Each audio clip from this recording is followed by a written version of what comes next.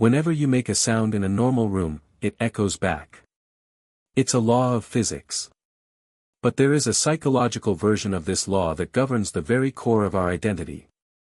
When a child reaches out, not just with words, but with a glance, a tug on a sleeve, or a cry, they are looking for an echo. They are looking for a reflection that says, I see you. You are real. Your feelings matter. But what happens when there is no echo? When the sound of your soul simply disappears into a vacuum of silence? The tragedy of the human condition is that a child doesn't blame the room. They don't think, my parents are emotionally unavailable. Instead, they conclude that their voice wasn't worth echoing in the first place. This is the origin of the silent wound, a condition psychologists call childhood emotional neglect, CEN. Today, we are going beyond just identifying the pain. We are going to look at why you felt like a ghost in your own life, and more importantly, how you can finally start building that echo you never had. We are used to treating trauma as something visible. A car crash, a loud argument, a physical blow. These leave scars we can point to. But emotional neglect is defined not by what happened, but by what consistently failed to happen. Imagine a house that looks perfect from the outside. The lawn is mowed, the lights are on, there's food on the table. But inside, there is no attunement. Attunement is the process where a caregiver mirrors a child's internal state. When you were sad, did someone sit with you? When you were excited, did someone's eyes light up with yours? If the answer is no, you didn't learn the language of emotions. You learned the language of self-erasure. You might have grown up to be what clinicians call the counterdependent. You are the high achiever. The one who has it all handled. The one who doesn't need anything from anyone. From the outside, you look like a pillar of strength. But inside, it feels like you're living your life behind a thick sheet of glass. You see people connecting, laughing, and crying, but you can't quite feel the warmth of the sun on the other side. This isn't a personality trait. It's a survival mechanism. You learned early on that if you didn't have needs, you couldn't be disappointed. If you stayed quiet, the silence wouldn't hurt as much. There is a specific clinical term for the fog you might be feeling, Alexithymia. It literally translates to no words for emotions. Studies, including a major 2024 scoping review, have shown a direct link between childhood neglect and the inability to identify feelings as an adult. When you weren't mirrored as a child, you never learned how to label your internal world. Think about it like this: if no one ever told you that the color blue was called blue, you would still see it, but you wouldn't know how to describe it to anyone else. You just feel a vague something. This manifests in adulthood in three painful ways. 1. The sabotage of joy. When something good happens, you immediately feel uneasy. True intimacy feels suffocating because you're waiting for the echo to fail again. 2. The fine mask. You have mastered the art of being fine. But fine is a prison. It's a flat line where joy and sorrow are both muted. 3. The emotional wall. In relationships, you might pull away just when things get deep.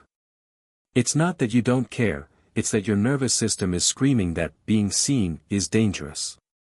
The most important thing I want you to hear today is this: your brain is plastic. You are not stuck in that silent room forever. Healing from neglect involves a process called reparenting. It sounds daunting, but it's actually a series of small, radical acts of attention.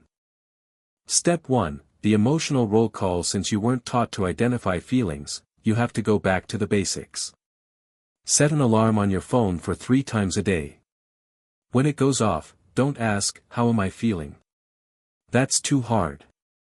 Instead, ask, what is my body telling me? Is your chest tight? Are your jaws clenched? Is there a hollowness in your stomach? Your body is the echo that never lies. Once you find the physical sensation, try to give it a name. I am feeling overwhelmed. Just saying it out loud creates a vibration in the room. You are finally being heard by the most important person in your life, you. Step 2, mirroring in the present every morning. Look in the mirror. Not to check your hair, but to check your soul. Acknowledge yourself. Say, I see that you're tired today, and that's okay.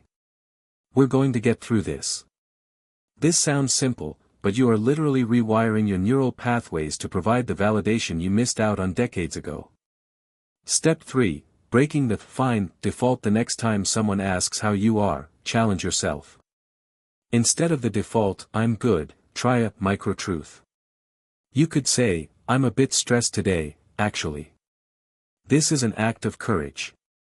Every time you share a piece of your true internal world, you are tearing down the glass wall. You are teaching your nervous system that it is safe to be visible.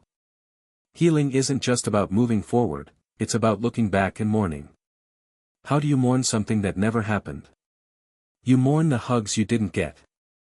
The well done that wasn't said. The comfort that wasn't offered. It's okay to be angry. It's okay to feel a profound sense of loss for the childhood you deserved.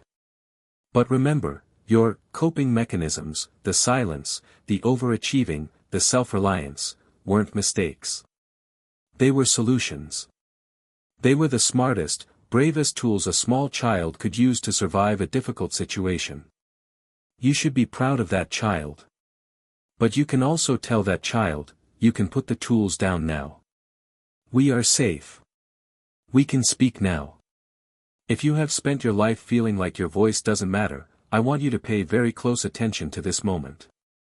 The fact that you are here, watching this, seeking answers, is proof that your inner sound is still trying to find its way out. The room has changed. You are no longer that helpless child. You are the architect of your own echo now. If this resonated with you, if you felt a quiet recognition in these words, it means your nervous system is waking up. It's echoing back. Please, leave a comment below. Even just a single word to describe how you feel right now. Let this comment section be the room where your voice finally gets a response. I read every single one, and I promise you, you are seen. You are real. And you are always worth showing up for. Subscribe for more deep dives into the psychology of the self. We have a lot more to explore together. I'll see you in the next video.